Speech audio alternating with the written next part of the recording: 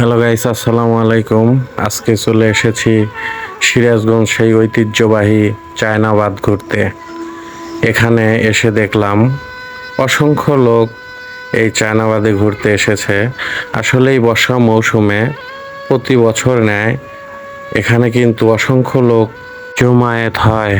এখানে এই যমুনা নদীর সৌন্দর্য উপভোগ করার জন্য, অতি নিকট থেকে দেখার জন্য তারা কিন্তু এই দেশের বিভিন্ন প্রান্ত থেকে এই চায়নাবাদে সবাই আসে এই সৌন্দর্য দেখার জন্য।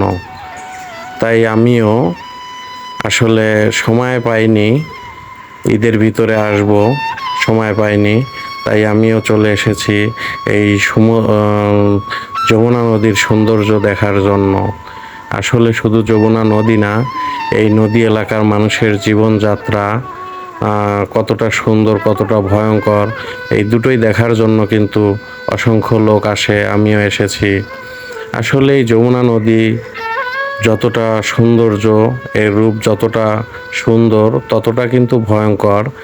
আসলে প্রত্যক্ষভাবে দেখতে গেলে এই যমুনা পাড়ির মানুষের জীবন খুবই দুঃখের জীবন। এরা জীবন যুদ্ধে টিকে থাকে এখানে, জীবন যুদ্ধ লড়াই করে টিকে থাকে। প্রতি বছর যমুনা নদীতে ভাঙন হয়। এই যমুনা পাড়ির মানুষের জীবন থেকে অনেক কিছুই কেড়ে নিয়েছে, যদিও সামান্য কিছু দিয়েছে এই নদী।